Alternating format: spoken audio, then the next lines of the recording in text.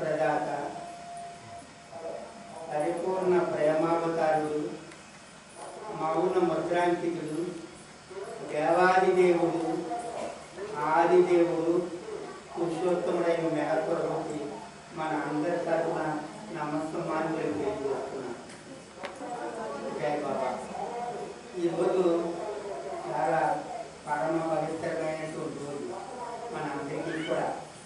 ఎందుకంటే గ్రామాల్లో నేను చూస్తున్నాను, వాడు ఎలాంటి పరిస్థితుల్లో ఎలాంటి ఇబ్బందులు ఉన్నప్పటికీ కూడా వార్షికోత్సవాలు తప్పనిసరిగా చూస్తున్నారు. పట్టణాల్లో చూసిన టౌన్స్లో జరగట్లేదండి. నిజానికి మీ అందరికీ కూడా నేను తల ఉంచి నమస్కరిస్తున్నాను. ఎందుకంటే గ్రామాలలో జరుగుతున్నటువంటి వైభవం ఎక్కడా లేదు. నేను చాలా చోట్ల వెళ్ళాను, అమెరికాలో చూశాను, లిటిల్ బీచ్కి వెళ్ళాను, అక్కడ బాబా కార్యక్రమాలను చూశాను. తర్వాత మనం ఇండియాలో చాలా చోట్ల ఎవరు పిలిస్తే వాళ్ళ దగ్గరికి చాలా చోట్లకి వెళ్ళేవాడిని. ఏమలైతే నేను వెళ్తూ ఉండేవాడు. ఇక్కడికి ఈ గ్రామం ఎంత పునీతమైంది. ఒకప్పుడు గ్రామంలో గురుదేవుడి దగ్గర రాకముందు గ్రామంలో అడుగు పెట్టడానికి నేను ఇష్టపడేవాడిని కాదు. ఎందుకంటే తేడ గడ్డి చెత్త చెదారం అంతా చూస్తే ఒళ్ళంతా దుఃఖంగా ఉండేది. ఎప్పుడైతే గురుదేవుడి దగ్గరికి వచ్చానో ఇప్పుడు నాకు అప్పగించిన పని హేమలతకి నాకు అదే, మీరిద్దరే వెళ్ళి గ్రామాలకు వెళ్ళండి అంటే 45 సంవత్సరాల క్రితం నుండి. అప్పుడు ప్రతి గ్రామానికి వెళ్ళండి, వెళ్ళి మెహర్ బాబాని అందించడం వారు ఆదేశించారు. అప్పుడు గ్రామంలో ఒకరు ఇద్దరు ఉండేవారు. ఆఖరికి నేను వడిచిలేరు కూడా మేము వచ్చేవాడు కదండి. వడిచిలేరు వాడు గుమ్మంలో కూర్చునేవాడు. హేమలతని అందరిపాక గుమ్మంలో కూర్చునేవాడు, వాడు వంటగదిలో కూర్చునేవాడు. ఈ మళ్ళీ పిల్లలు కూడా ఎక్కడెక్కడ కూర్చునేవాడు. అడుగుల మీద లేకపోతే గుడి దగ్గర ఎక్కడో కూర్చునేవాడు. మా పని చేసే గుడిదేవుడు ప్రతి ఊరు వెళ్ళండి అనేవాడు. ఇప్పుడు వారానికి ఒక ఊరు వెళ్తాం, ఖాళీ ఉంటుంది కదా. అలాగే కాదు, నేను ఆ పొజిషన్ వచ్చిన తర్వాత హేమలత మా కాలేజీ నుండి వచ్చిన తర్వాత ఇంటింటికి వెళ్ళండి అన్నాడు. ఇంటింటికి వెళ్ళి మెహర్ బాబాని అందించండి. మీరు రాత్రి 9, 10 మాకు అనవసరం, మీరు తిన్నారో తినకపోవడం మాకు అనవసరం, బాబాని అందించండి అని అంత అనుగ్రహాన్ని అదృష్టాన్ని కల్పించారు. కనుకనే ఇప్పుడు మీ ముందు నిలబడే అర్హత వారే మాకు ప్రసాదించారు. ఈ గ్రామం గురించి బాబా గురించి నేను ఎక్కువ తత్వంలోకి వెళ్ళను. జనరల్గా మామూలుగా ఇప్పుడు ఏమైనా చెప్పినట్టుగానే నేను చెప్తాను. ఎందుకంటే ఇక్కడ ఉన్నటువంటి వాళ్ళు బాగా చదువు ఉన్నటువంటి వారు కాదు, చదువు లేనటువంటి వారు కాదు. చదువు ఉంది, చదువు ఉంది, మీడియం స్థాయిలో ఉన్నారు. బాబా అన్నారు, మీరు గ్రామాలకు వెళ్ళినప్పుడు వాళ్ళు గుర్తించుకుని అన్నారు మా ఇద్దరు కూడా. మేము ఏదో చదువుకున్నాం, బాగా తెలుసుకొని మీ స్థాయిలో వాళ్ళకి ఎప్పుడు చెప్పవద్దు. మీరు ఏ స్థాయిలో వారు ఉంటే ఆ స్థాయికి దిగిపోండి. అక్కడి స్థాయికి దిగిపోయి వారికి వివరణ ఇస్తూ చెప్పండి. అప్పుడే వారు స్టేట్మెంట్ కలుగుతారు. మీరు చెప్తుందని ఫలితం ఉంటుందని చెప్పారు. అలాగే మేము ప్రయత్నం చేస్తూ ఉంటారు. ఈ గ్రామంలో మొట్టమొదటిగా ఆ చివరి ఫోటో మొదలు చూడండి, అక్కడ కొడేళ్ళ రామాయమ్మ గారు ఇంకా ఆ చివరి చూస్తున్నారు ఈ ఫోటో. ఈ గ్రామంలో ఆవిడే మెహర్ బాబాని ఇచ్చారు. ఆవిడ చెల్లి గారు మంగ వాళ్ళ అమ్మగారు, ఆవిడ ఎప్పుడున్న పేరు అమ్మ ఏం పేరమ్మ అమ్మగారు? లక్ష్మి గారు. ఆవిడ ఈ ఇద్దరు ఇక్కడ పునాది వేశారు. మేము తర్వాత వచ్చాం. బాబా అక్కడ పెట్టి పిలిపించే ద్వారా పిలిపించారు. వారు ఇక్కడ చాలా కార్యక్రమం చేశారు. మిగతా వాళ్ళు మందిరాలు నిర్మాణం చేసుకున్న దానికి దీనికి చాలా విశిష్టత ఉంది. ఇక్కడ ఎవరు లేరు. ఇప్పుడు సతీష్ మాట్లాడబోదు చెప్పాడే, ఇంత పిల్లలు వాళ్ళు, ఇంకా ఆడవాళ్ళే, చదువు లేనటువంటి వాళ్ళు, పనులు చేసుకునేటువంటి వాళ్ళు ఎంతో కృషి చేశారమ్మా. గ్రామానికి చేసి గురుదేవులకు అనుగ్రహం తీసుకొని మ్యారేజ్ చైతన్య మన ట్రస్ట్ చైర్మన్ మ్యారేజ్ పర్మిషన్ తీసుకొని ఆలయ నిర్మాణం అంటారు. వాళ్ళే మట్టి ఎత్తడం, సిమెంట్ ఎత్తడం, రాళ్ళు ఎత్తడం ఇవన్నీ చేసి ఈ నిర్మాణాన్ని చేశారు. చాలా వర్షాలు కూడా మరి ఎన్ని ఊళ్ళు తిరిగారు, ఎన్ని అరిగిపోయాడు. ఎవరు రాంబాబు గారును ఇప్పుడైతే ఎంతమంది వచ్చారు. అప్పుడు బేబీ రాంబాబు గారే, ఎవరు లేరు. ఉన్నారమ్మా? ఏమో నాకు మీరే కనిపించారు. ఉన్నారా? అయితే గ్రామ గ్రామస్తుల సహకారంతో ఉందమ్మా. ఎందుకంటే ఇక్కడ కూడా గ్రామస్తుల సహకారం ఉంది. లేకపోతే ఎవరు చేస్తారు? ఇద్దరే ఉండేవారండి. అందరూ ఎంత కష్టపడారో ఏ గ్రామాలు తిరిగామో అప్పుడు అందరూ కూడాను ఇలాంటి మందిరాన్ని నిర్మించుకుని ఎంతో ఆనందాన్ని గడుపుతూ ఉన్నారు. వాళ్ళందరికీ కూడా బాబా తరఫున కృతజ్ఞతలు తెలియజేస్తూ ఉన్నారు. ముఖ్యంగా నేను చెప్పేది ఏంటంటే, నేను టైం చూస్తున్నాను బాబు బాబు రుద్దరా లేకపోతే టైం చూసే అసలు మొదలే పెట్టలేదు. ఉదయం నాకే అవకాశం ఇస్తాను కదా. ఇప్పుడు మీరు మెహర్ బాబా అన్నారు, ఆయన అవతార పురుషుడిగా ఆయన కార్యక్రమం చేసిన సందర్భంలో ఆయన ప్రప్రథంగా సద్గురువుగానే కార్యక్రమం చేశాడు. అవతారుడు కాదు, సద్గురువుగానే కార్యక్రమం చేశారు. అలాగే చేసి ఊళ్ళో వాడవాడలు అన్ని ఏవో చెప్తూ ఉండేవారు. అక్కడ అన్ని మత సాంప్రదాయాల వాడు కూడా ఆయన పిలిపించేవారు. ఎవరెవరు ఏ మతాన్ని చేస్తే ఆచరిస్తే ఆ మతం వాళ్ళందరూ వచ్చారు. వాళ్ళు పూజలు అక్కడ చేయించేవారు. మెహరాబాద్లోనూ ఏ అమ్మవారి పూజలు ఇంటి అన్ని వాళ్ళందరినీ పిలిపించి చేస్తుండేవారు. అలాగే సమన్వయపరుస్తూ వచ్చారు మొట్టమొదటి నుంచి కూడా. తర్వాత అవతార పురుషుడిగా ఆయన కార్యక్రమాన్ని చాలా సంవత్సరాల తర్వాత అవతార పురుషుడు డిక్లేర్ చేశారు. ఆయన కార్యక్రమం జరుగుతుంది. పురుషుడి సందర్భంలో అన్నారు, నా నామం వినంటే ఉండకూడదు. అవతార పురుషుడు భూమి మీద వచ్చినప్పుడు అందరూ నా దగ్గరకు రండి అని పిలిపిస్తారు. నిజమే, ఆయన వచ్చాడు, ఆయన పిలిపించాడు. ఎవరు ఆయన పిలుపు? ఎక్కడో మానవుగా ఉన్నటువంటి వారు అందరూ నా దగ్గర రండి అని ఒక పిలుపు ఇస్తే అందరూ ఏ విధంగా ఆయన దగ్గరికి రాగలుగుతారు అని అంటే మెహర్బాబా అన్నారు, మీ పని మీరు చేయండి, ఎవరెవరిని ఆకర్షించుకోవాలో నేను ఆకర్షించుకుంటాను. మెహర్బాబా భగవంతుడు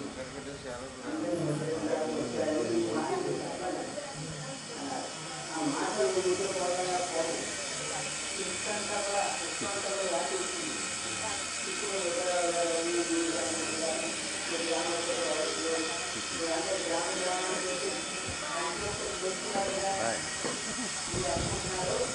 ఆ గ్రామంలో సంతోషం చేశారు. ఈ నాయకులు ఉన్నంత వాళ్ళు తీసుకున్నారని అనుకుంటారు. కాదు, ప్రతి ప్రభుత్వం కూడా ఈ ప్రచారం అంతా కూడా వ్యాపిస్తుందన్నారు. మీ ముందు మీ పలుకులు మీ నోటి ముందుకు మీ శబ్దం నేను మీకు ఇబ్బంది చెప్తున్నాను నలుగురితో. దానికి కాదట ఈ తరంగాలంతా కూడా ఇష్టాంతరంగా వ్యాపించి ఎవరెవరు హృదయాల్లో అందుకోవాలి నాటుకుంటాయంట మాట. అంత శక్తివంతమైనది నామం నాది. నా గురించి మీరు ఎంత కష్టపడుతున్నారు, నలుగురికి మీరు చెప్తున్నారు. మీకు బాబా పట్ల నా పట్ల ప్రేమ ఉంది, 4 గోడల మధ్య నేను కూర్చుంటాను, నేను పూజ చేసుకుంటున్నానంటే సరిపోతున్నారు. మరి ఇతరుగా ఆచరించాడు వినాలంటే నా నామాన్ని ఎలా ఉచ్చరిస్తారు? మీరు ప్రచారం చేయడం ద్వారా పక్కవాళ్ళు ఉంటున్నారు. వీళ్ళు మైక్ పెట్టడం ద్వారా ఊరంతా ఉంటున్నారా లేదా? కొంచెం దగ్గర పెట్టు,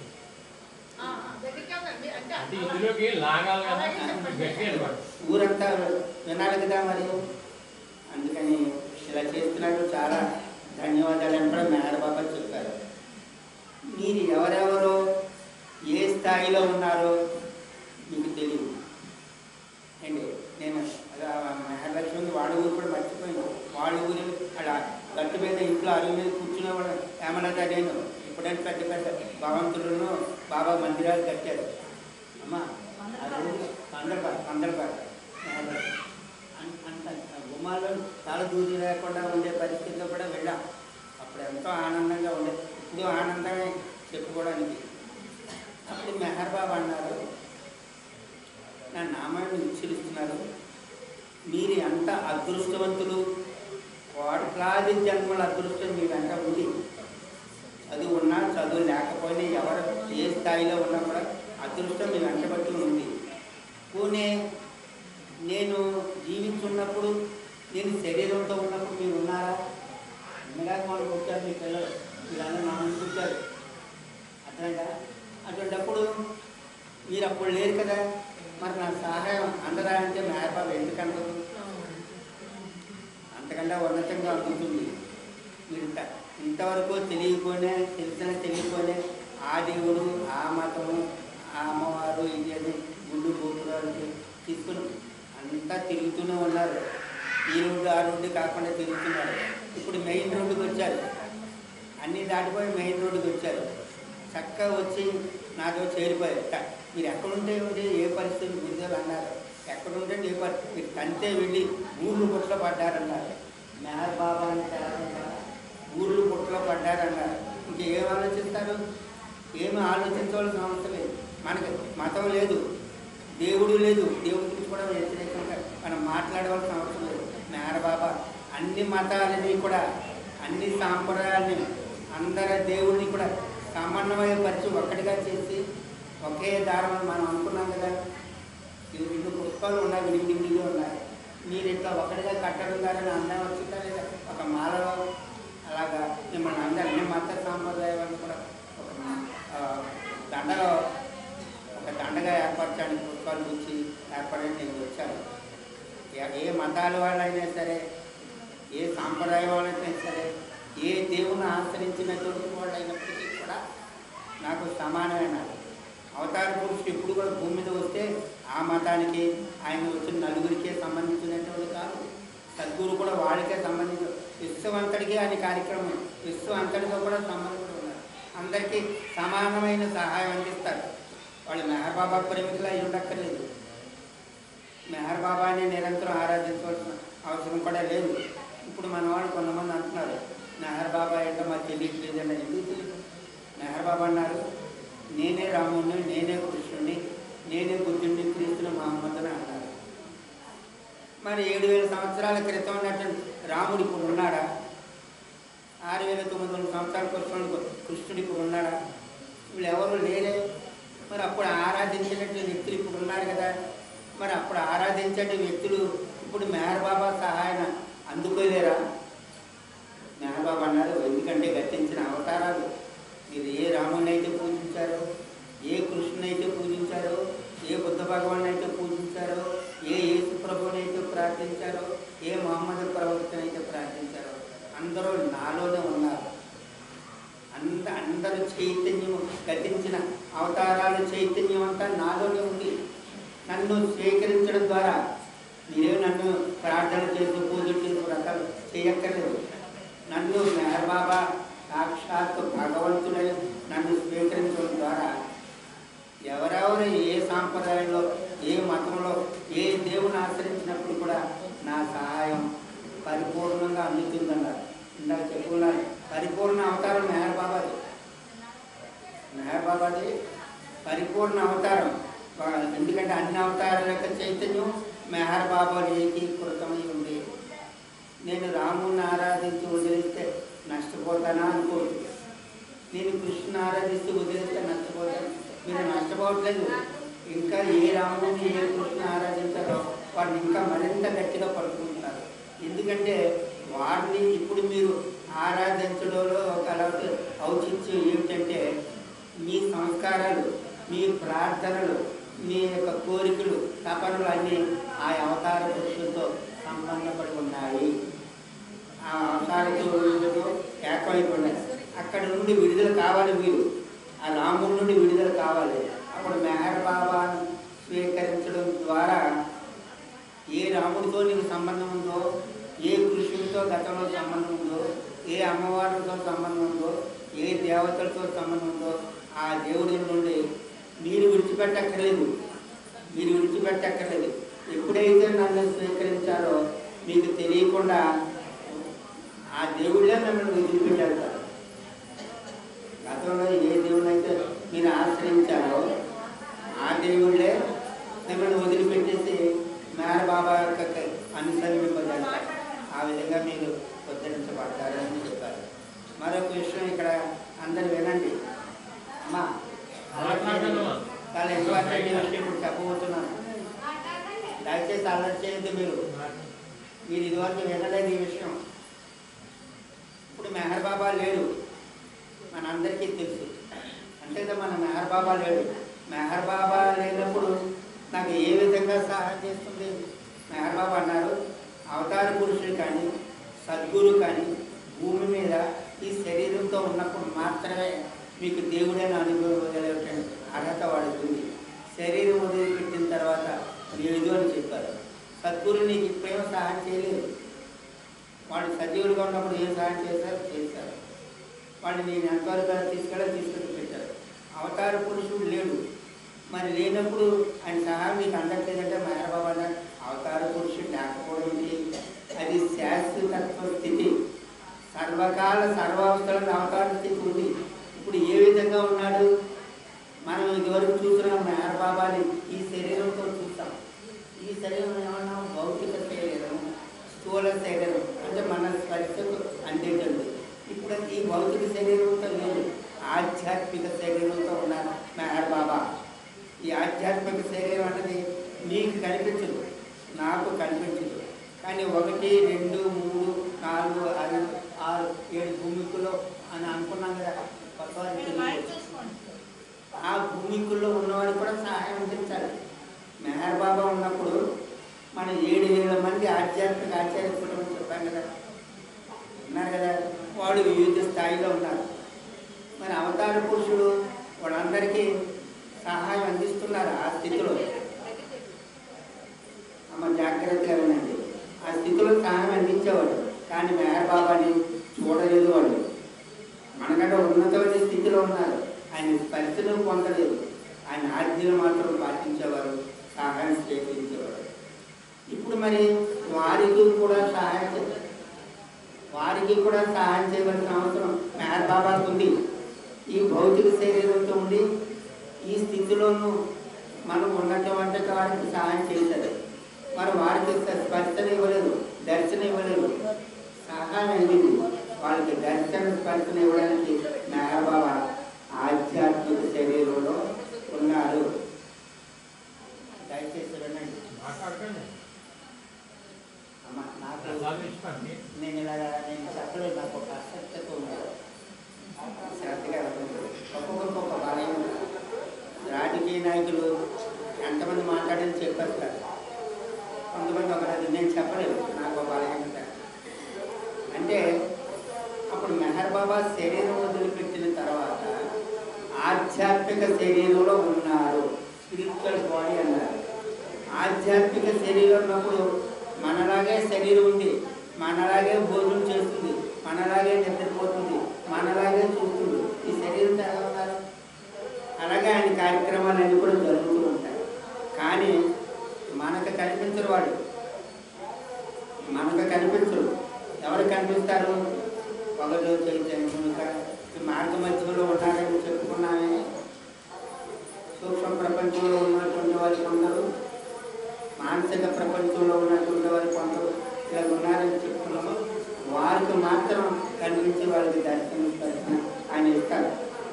అవతార పురుషుడు అవతార కాలం ఆయన ఈ ఆధ్యాత్మిక శరీరంలో ఉన్నంత కాలం కూడాను అది వసంత కాలం అన్నారు, అవతారుల కాలం అన్నారు. ఆయన కార్యక్రమం పూర్తయిన తర్వాత ఈ శరీరం వదిలేస్తారు. ఈ శరీరం ఆయన అంటే ఆయన వదలరు. అప్పుడు ఏ సద్గురులు అయితే ఉన్నారో సద్గురు సార్వభౌములు ఆ బాధ్యత తీసుకొని ఆ శరీరం నుండి అవతార పురుషుని ఆధ్యాత్మిక విడుదల చేస్తారు. తర్వాత మామూలుగా అందరు అవతార పురుషులుగా ఆయన చాలామంది అవుతాడు. ఇప్పుడున్న సహాయ తీవ్రత అప్పుడు ఉండదు తర్వాత. అందుకు మెహర్ బాబా ఆధ్యాత్మిక శరీరంలో ఉన్నారు. మన ఎవరెవరు ఏ స్థాయిలో ఉన్నా కూడా మన సహాయం అక్కడి నుండి కూడా సహాయం చేస్తారు. ఏకకాలంలో యావత్తు సృష్టిని కూడా పరిపాలిస్తున్నాడు ఆయన. యావత్తు సృష్టిని కూడా ఆయన కనుతన్నులో పరిపాలిస్తున్నారు. విశ్వంలో ఎన్నో గోళాలు ఉన్నాయి, మన అందరికీ తెలుసు. చంద్రమండలం కూడా మనం ఈ చంద్రమండలంలో కూడా ఇప్పుడు 3,50,000 కిలోమీటర్ల దూరంలో ఉన్నది చంద్రమండలం. మొన్నే చంద్రమండలంలో కూడా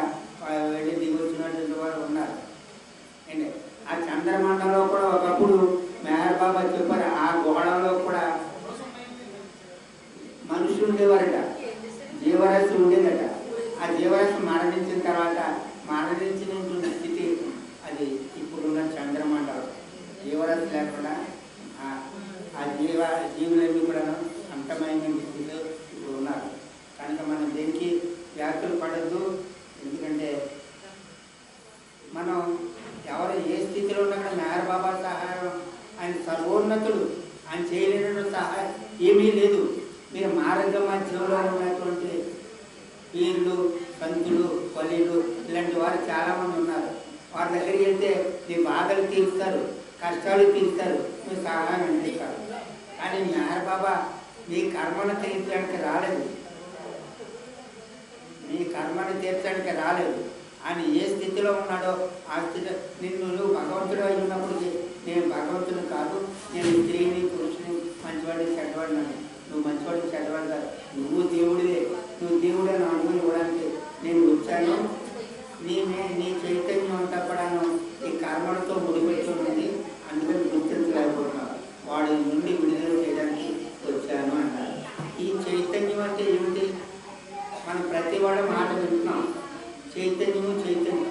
చైతన్యం అంటే కంగారు పడద్దు, మీ సర్వ అనుభవాలకి ఆధారమై ఉన్నటువంటి ఏదైతే అది చైతన్యం.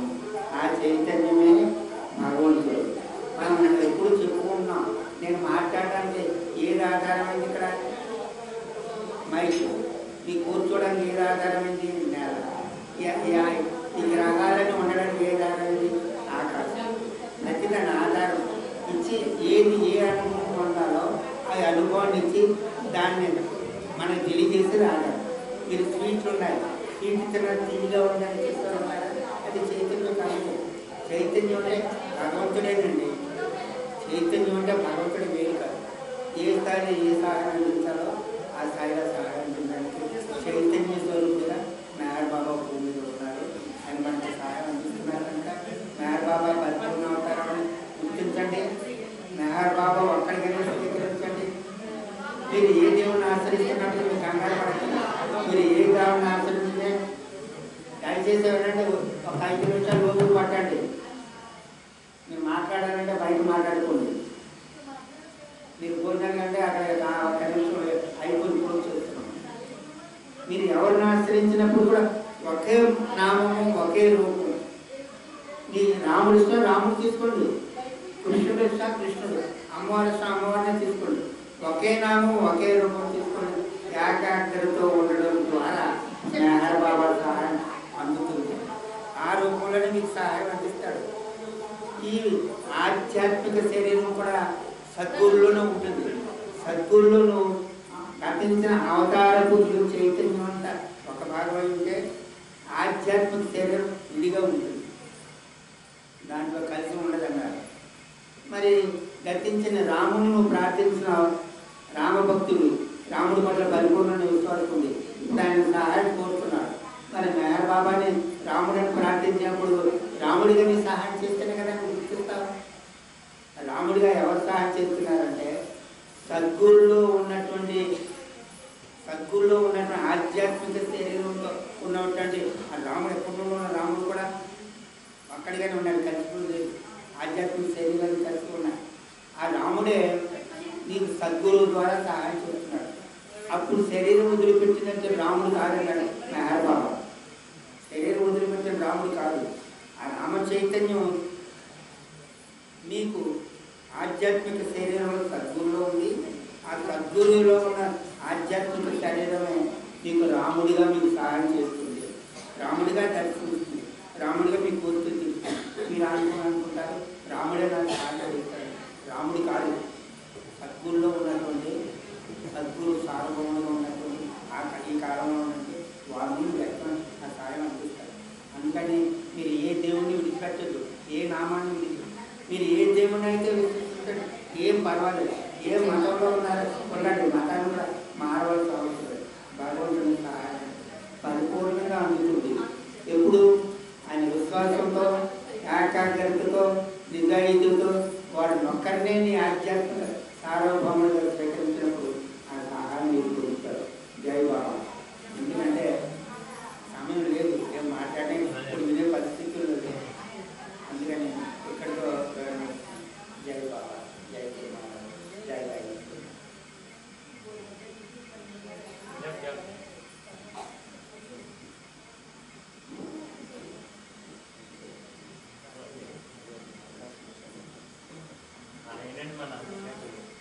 జై బాబా.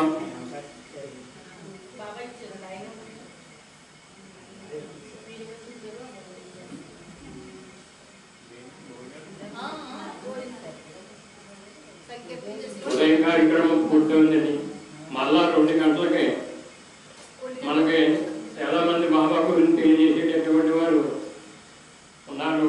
వారందరూ తెలియజేస్తారు. 1 గంటన్నరకి మళ్ళీ మొదలు పెట్టుకున్నాం. అప్పటి వరకు ఇక్కడ భజన సంకీర్తన చేస్తారు. అందరూ పక్క నుంచి వచ్చారు. సొప్పిల్ల వారు ఉన్నారు, పెద్దాడు వారు ఉన్నారు. అందరూ ఇక్కడ సంకీర్తన చేస్తూ ఉంటారు. అందరూ భోజనం చేసి మళ్ళీ అందరూ ఇక్కడికి వచ్చి కూర్చున్నారు. జై బాబా.